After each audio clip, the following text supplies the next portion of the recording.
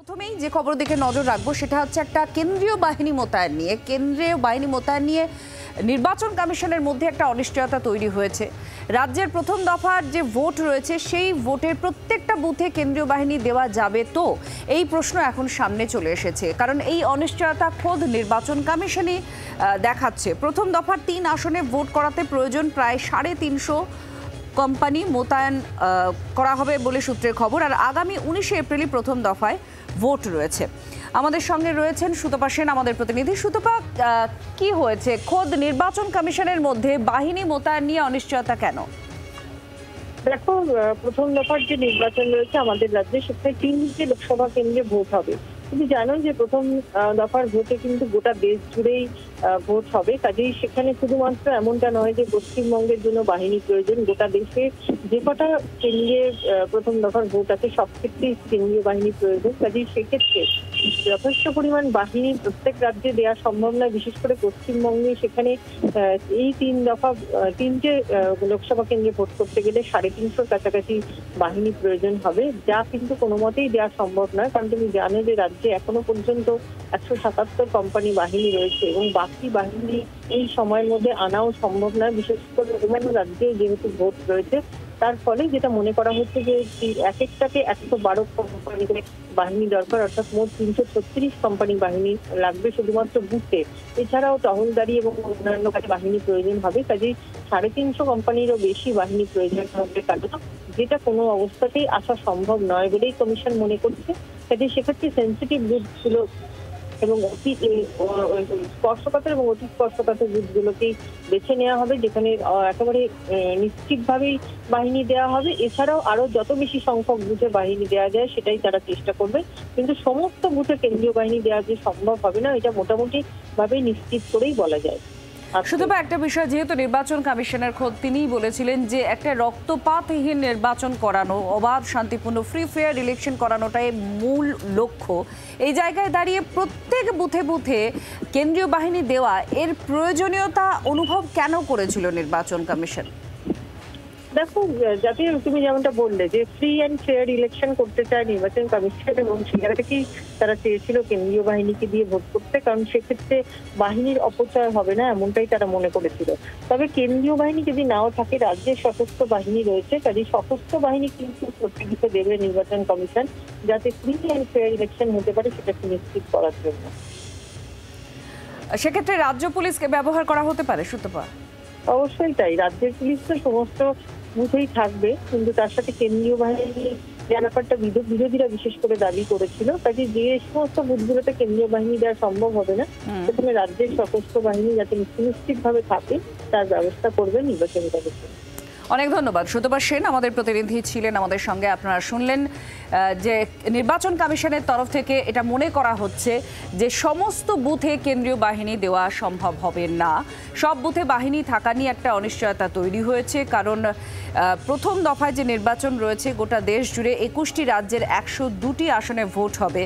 আর রাজ্যের ক্ষেত্রে যে ৩টি আসনে ভোট রয়েছে, প্রথম দফার ভোটে সব বুথে কেন্দ্রীয় বাহিনী দেওয়া সম্ভব হবে কিনা এটা অনিশ্চয়তার মধ্যে রয়েছে জাতীয় নির্বাচন কমিশনের ক্ষেত্রে। এটা মনে করা হচ্ছে যেটা অত্যন্ত সেন্সিটিভ বুথ রয়েছে সেগুলোকে চিহ্নিত করা হয়েছে আগেই, সেই বুথগুলোতে কেন্দ্রীয় বাহিনী দেওয়া হবে এবং বাকি রাজ্য পুলিশকে দিয়ে ভোট করানো হতে পারে, এমনটাই এখনো পর্যন্ত চিন্তা ভাবনা রয়েছে। সব বুথে কেন্দ্রীয় বাহিনী দিতে হবে, বিরোধীদের যে একটা দাবি ছিল সেই দাবি নিয়ে একটা সংশয় নির্বাচন কমিশনের মধ্যেই তৈরি হয়েছে, কারণ পর্যাপ্ত বাহিনী পাওয়া যাবে কিনা।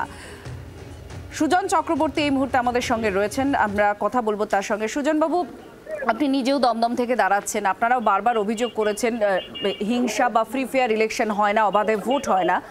কমিশন বলছে যে যথেষ্ট পরিমাণে বাহিনী থাকবে না, যে প্রত্যেকটা বুথে বুথে কেন্দ্রীয় বাহিনী দিয়ে ভোট করানো সম্ভব। কি বলবেন এবার? দেখুন, আমাদের কথা তো একটাই, এটাই নির্বাচন কমিশনের দায়িত্ব, যাতে সব লোক তার মতো করে ভোট দিতে পারে নিশ্চিত করা। সে কোম্পানি রাখবে, কিভাবে রাখবে, political will of the election commission, যে সে কিভাবে অ্যান্ড দি গভর্নমেন্ট, যে সে কিভাবে এটাকে এনশিওর করবে, এটা তার কাজ। আমাদের কথা হবে একটাই, বুঝে সুঝে নির্বাচন কমিশন যা মুখে বলেছে যেন সে কার্যকরী করতে পারে, এটা নির্বাচন কমিশনকে করতে হবে।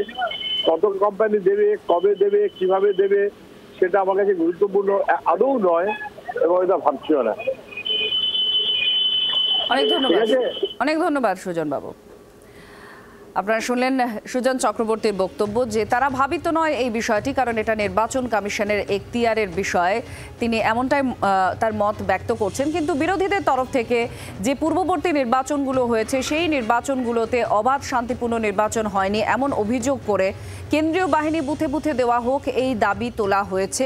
এর আগেও একাধিক নির্বাচনের ক্ষেত্রেও এই দাবি তোলা হয়েছে এবং আদালত পর্যন্ত গিয়েছেন বিরোধীরা। সেই ছবিও আমরা দেখেছি পঞ্চায়েত নির্বাচন বা তার আগেও। আর ঠিক এই জায়গায় দাঁড়িয়ে নির্বাচন কমিশন, জাতীয় নির্বাচন কমিশন এখন একটা অনিশ্চয়তার মধ্যে আছে।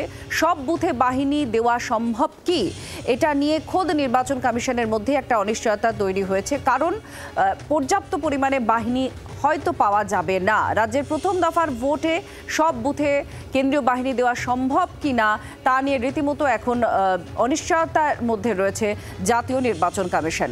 রাজ্যের প্রথম দফার ভোটে সব বুথে কেন্দ্রীয় বাহিনী থাকা নিয়ে এই অনিশ্চয়তা।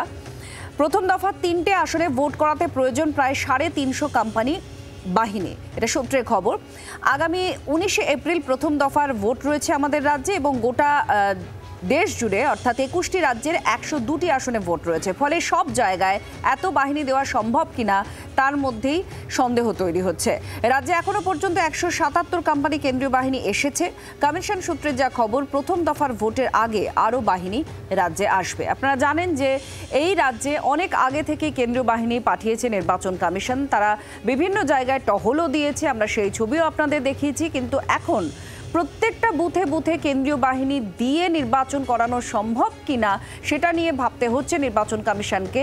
কারণ নির্বাচন কমিশন মনে করছে যে পরিমাণে কেন্দ্রীয় বাহিনী প্রত্যেক বুথে বাহিনী দিয়ে ভোট করাতে হলে প্রয়োজন, সেই পরিমাণ বাহিনী তাদের কাছে হয়তো থাকবে না ভোটের সময়। বাংলার আওয়াজ, বাঙালির আবেগ, জি 24 ঘন্টা।